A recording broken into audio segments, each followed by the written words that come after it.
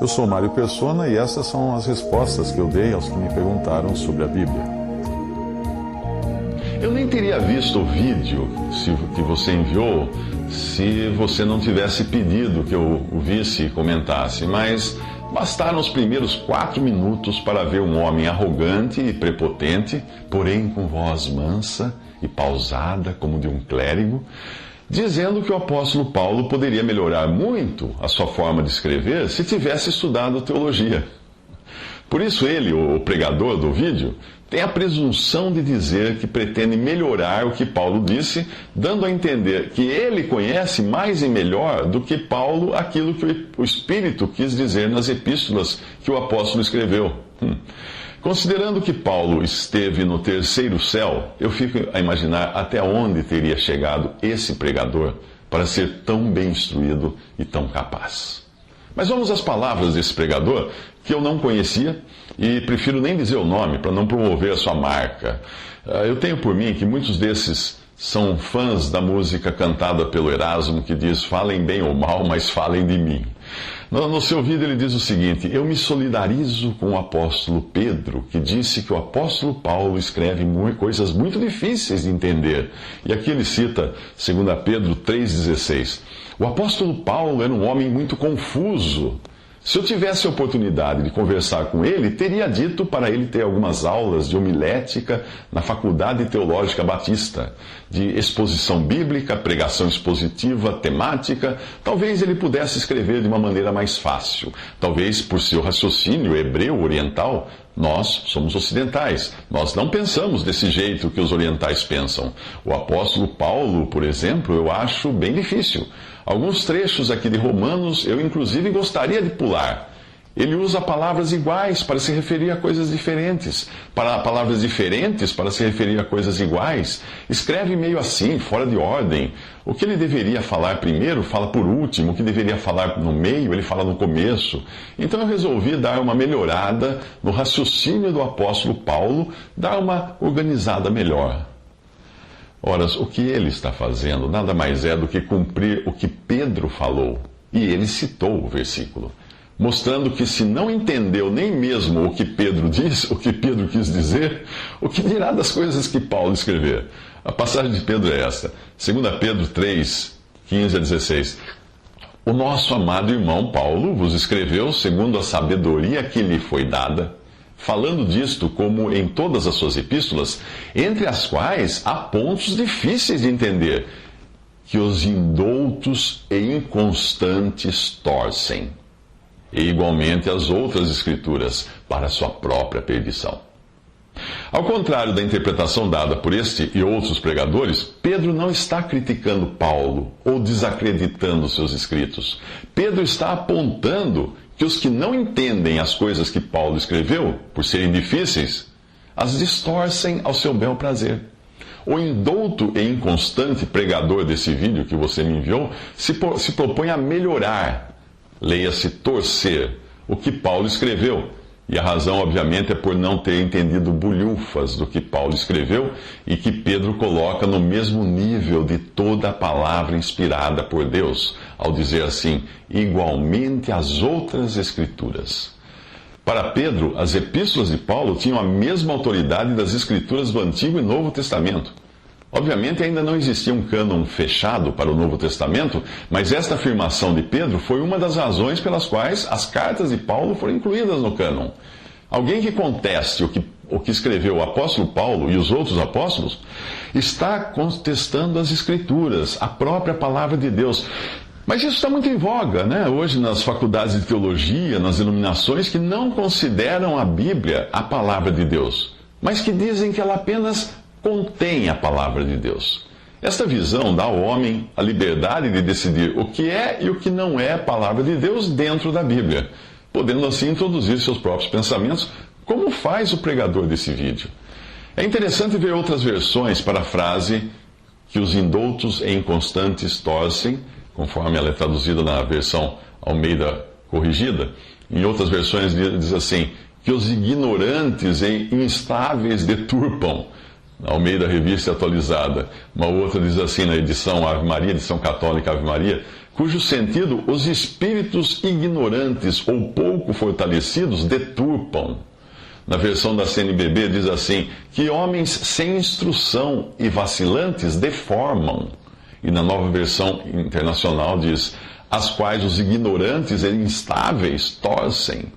Essas definições cabem muito bem ao pregador na sua tentativa de colocar-se como juiz da própria palavra de Deus, arvorando-se capaz de dizer como Paulo deveria ter ensinado aquilo que o Espírito Santo lhe confiou. Considerando que o que Paulo escreveu é a palavra de Deus revelada pelo Espírito Santo, uma paráfrase do que o pregador disse ficaria absurda assim. Vou fazer uma paráfrase do que ele disse. Abre aspas. O Espírito Santo é muito confuso. Se eu tivesse a oportunidade de conversar com o Espírito Santo, teria dito para ele ter algumas aulas de homilética na Faculdade Teológica Batista, exposição bíblica, pregação expositiva temática. Então eu resolvi dar uma melhorada no raciocínio do Espírito Santo, dar uma organizada melhor, fecha aspas. Somente aqueles que creem na inspiração verbal da palavra de Deus revelada a Paulo perceberão quão grave é o comentário que esse homem faz no vídeo, tentando desacreditar o ministério de Paulo e os seus escritos inspirados, a palavra. Ora, a Bíblia diz, nós não temos recebido o Espírito do mundo, e sim o Espírito que vem de Deus, escreve Paulo, para que conheçamos o que por Deus nos foi dado gratuitamente. Disso também falamos, não em palavras ensinadas pela sabedoria humana, mas em palavras ensinadas pelo Espírito, conferindo coisas espirituais com espirituais. Se alguém se considera profeta ou espiritual, reconheça ser mandamento do Senhor o que vos escrevo. Isso Paulo escreveu em 1 Coríntios 2, versículos 12 a 13 e capítulo 14, versículo 37.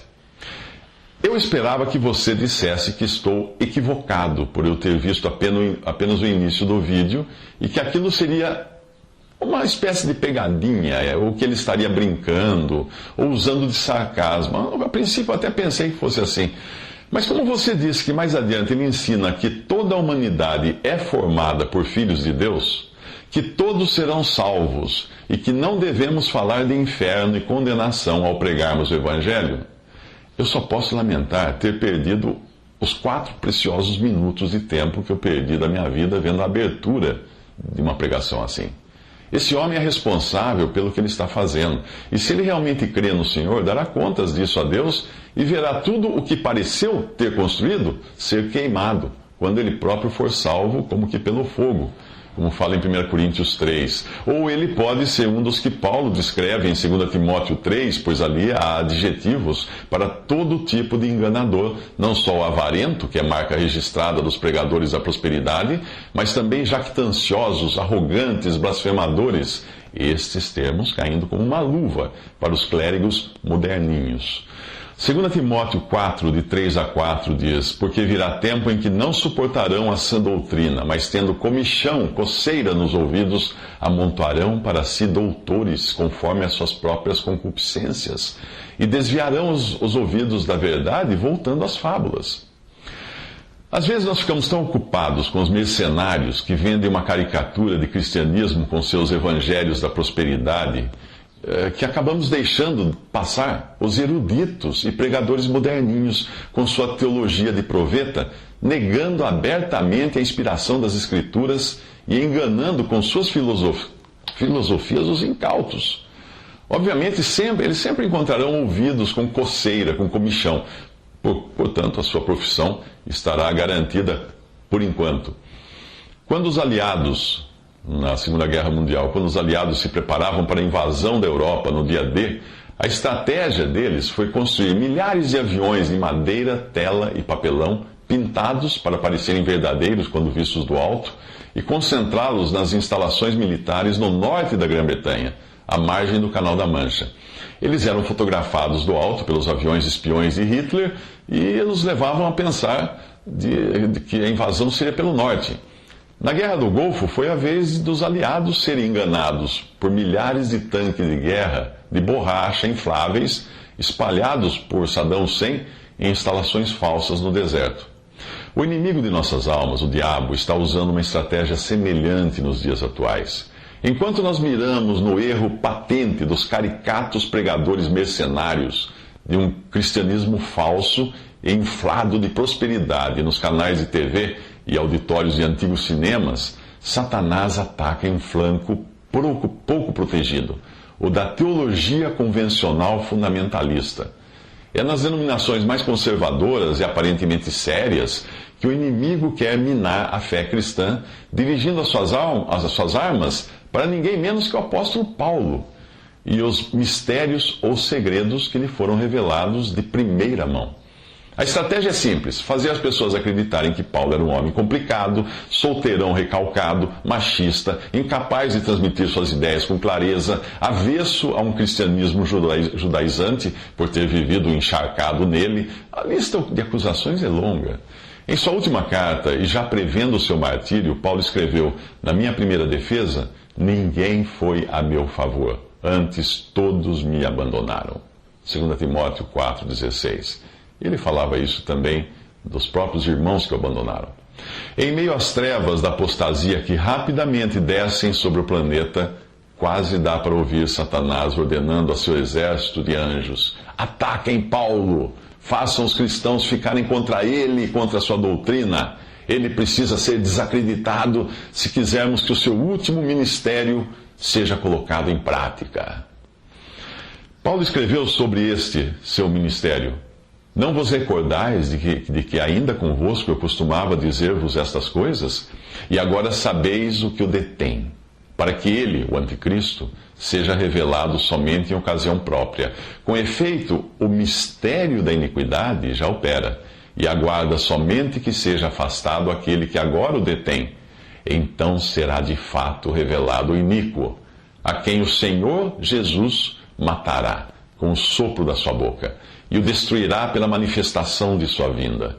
Ora, o aparecimento do iníquo é segundo a eficácia de Satanás, com todo o poder e sinais e prodígios da mentira, e com todo o engano de injustiça aos que perecem, porque não acolheram o amor da verdade para serem salvos.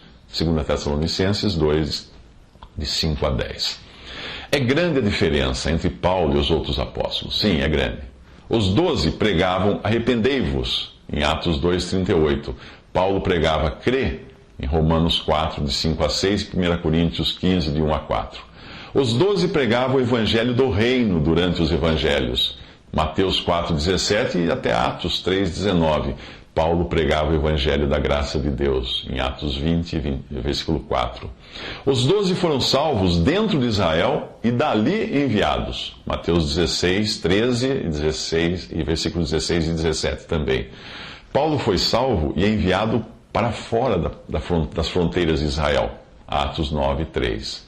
Aos 12 foi dado um ministério terreno, voltado para as promessas terrenas do reino dadas a Israel.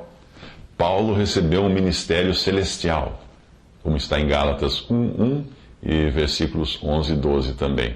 Os 12 ministravam aos judeus, conforme Mateus 10:5 e Gálatas 2, de 7 a 9. Paulo ministrava principalmente aos gentios, Romanos 11:13, Gálatas 2, de 7 a 9. Por isso, quando o inimigo quer minar os planos de Deus, ele dá grande ênfase ao ministério dos 12 para a terra, para este mundo, e faz as pessoas pensarem na igreja como se ela fosse mera sucessora de Israel. Portanto, cheia de práticas judaicas e esperanças terrenas. Isso é conhecido como teologia do pacto. Enquanto isso, esse ministério fundamentalista lança descrédito sobre o ministério de Paulo, pois Paulo aponta que a igreja é distinta de Israel, e a sua vocação e destino são celestiais, não terrenos. O apóstolo Paulo, o apóstolo nascido fora de tempo, a ele foram revelados alguns mistérios ou segredos que não tinham sido revelados aos profetas do Antigo Testamento e nem mesmo aos outros apóstolos antes dele. Paulo é o autor do 5º evangelho, que é como é chamada também a carta aos Romanos, onde ele diz: pelo meu evangelho, e pela proclamação de Jesus Cristo, de acordo com a revelação do mistério oculto nos tempos passados, mas agora revelado e dado a conhecer pelas Escrituras proféticas por ordem do Deus eterno. Romanos 16, 25, 26. Ele chama de meu evangelho a revelação que ele recebeu. A expressão agora revelado e dado a conhecer significa que antes de Paulo ainda era um mistério as coisas que ele recebeu, a revelação que ele recebeu. Um dos mistérios revelados a Paulo foi a ressurreição dos santos no arrebatamento. Ele escreveu: eis que eu lhes digo um mistério, nem todos dormiremos, mas todos seremos transformados num momento, num abrir e fechar de olhos, ao som da última trombeta, pois a trombeta soará, os mortos ressuscitarão incorruptíveis e nós seremos transformados. 1 Coríntios 15, 51, 52. A carta aos Tessalonicenses dá mais detalhes desse mistério, e Paulo se inclui ali entre os que já esperavam por esse evento, quando ele escreve: dada a ordem com a voz do arcanjo, ressoar a trombeta de Deus, o próprio Senhor descerá do céu, e os mortos em Cristo ressuscitarão primeiro. Depois disso, os que estivermos vivos, seremos arrebatados juntamente com eles nas nuvens para o encontro com o Senhor nos ares. 1 Tessalonicenses 4, versículo 16. Mas existe muito mais da maneira peculiar como Cristo se revelou a Paulo como sendo um apóstolo abortivo ou nascido fora de tempo, conforme ele próprio descreve a si mesmo em 1 Coríntios 15, versículo 8. No Antigo Testamento, Jesus foi apresentado em tipos e figuras, e depois a sua pessoa foi descrita em detalhes nos evangelhos. Mas o modo como ele se revelou a Paulo foi peculiar. Os outros discípulos haviam conhecido Jesus antes de sua morte e também depois, já ressuscitado. A Paulo, o Senhor apareceu glorificado. E como se isso não bastasse, levou-o para conhecer o paraíso, ou o terceiro céu, onde o apóstolo ouviu coisas indizíveis, coisas que o homem não é permitido falar. 2 Coríntios 12, 4. Como alguém pode rejeitar esse ministério? Como alguém pode zombar de Paulo e do seu ministério? Como alguém pode falar que Paulo teria que aprender teologia? Portanto, ainda que você encontre Jesus em figuras no Antigo Testamento e vivo, morto e ressuscitado nos Evangelhos, é por meio de Paulo que você poderá conhecê-lo glorificado em sua relação com a Igreja, o corpo de Cristo. Isto por causa da revelação do mistério guardado em silêncio nos tempos eternos e que agora se tornou manifesto e foi dado a conhecer por meio das Escrituras proféticas, segundo o mandamento do Deus eterno para a obediência por fé entre as nações. Paulo escreve isso em Romanos 16, 25 a 26.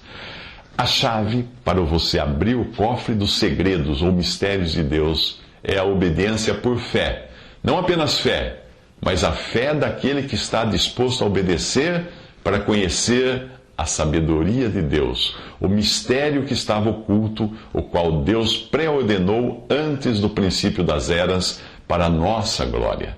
1 Coríntios 2,7. Isso foi escrito à igreja. Trata-se de coisas que pertencem a uma outra dimensão, que Deus tinha em mente antes que existisse o tempo. Pois olho nenhum viu, ouvido nenhum ouviu, mente nenhuma imaginou o que Deus preparou para aqueles que o amam.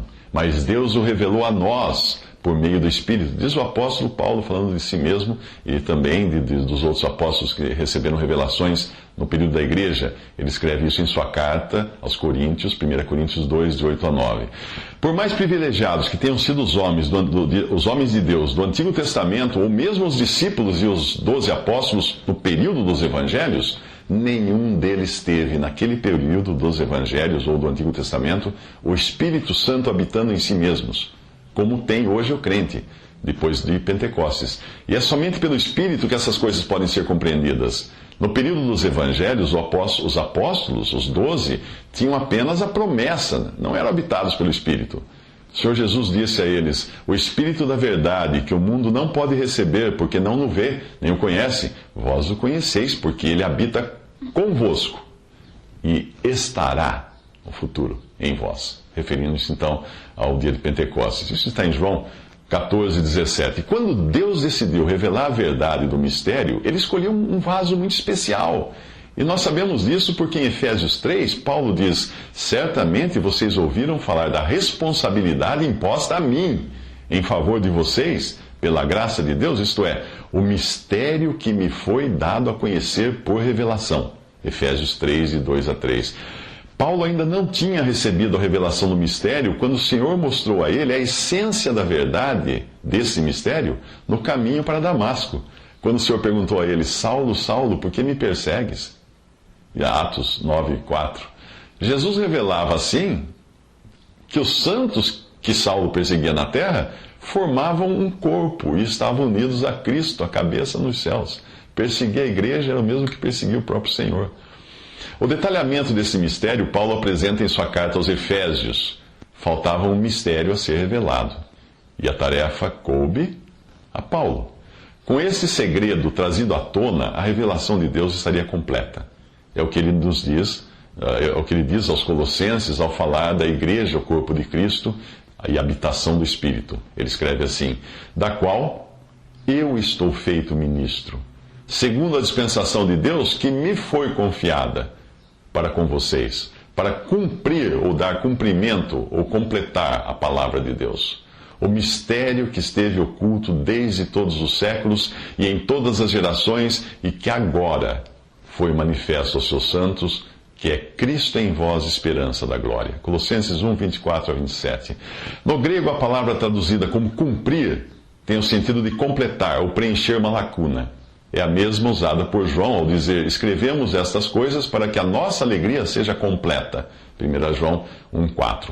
Paulo colocou a peça que faltava na revelação de Deus, como um imenso quebra-cabeça, quando falta aquela pecinha. Paulo, recebeu a graça de colocar essa pecinha que faltava.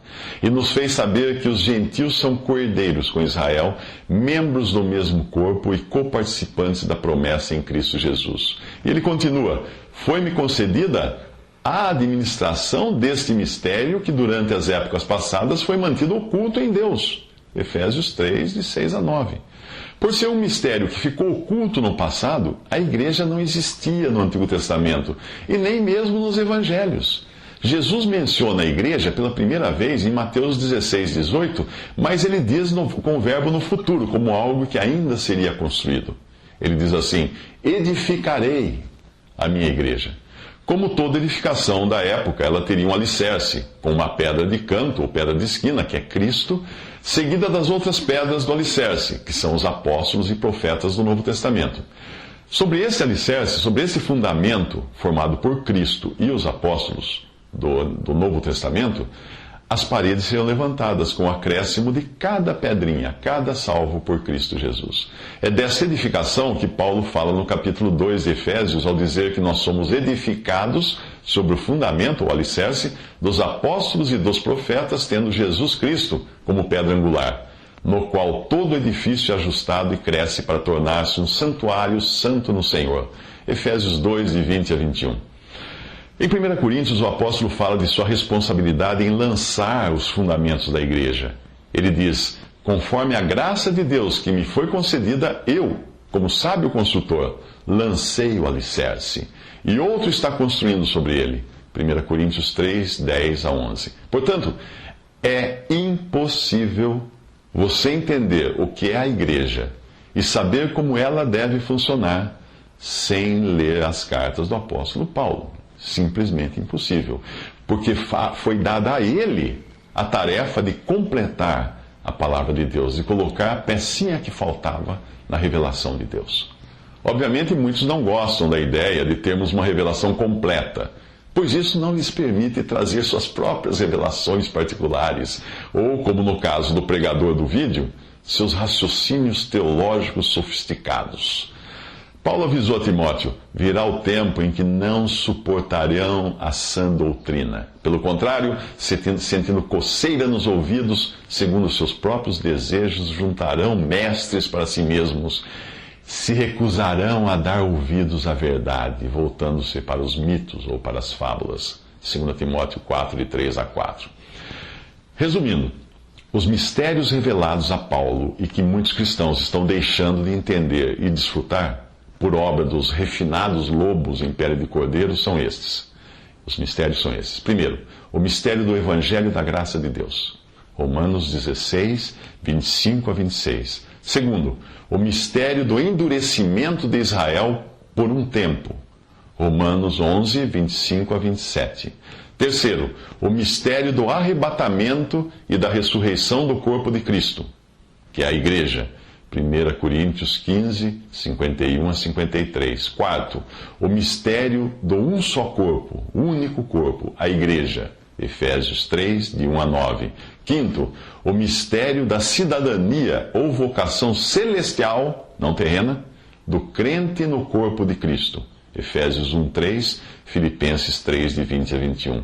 Sexto, o mistério do propósito de Deus de reunir todas as coisas em Cristo na dispensação da plenitude dos tempos. Efésios 1, 9 a 10. Sétimo, o mistério da graça de Deus. Romanos 6, 14.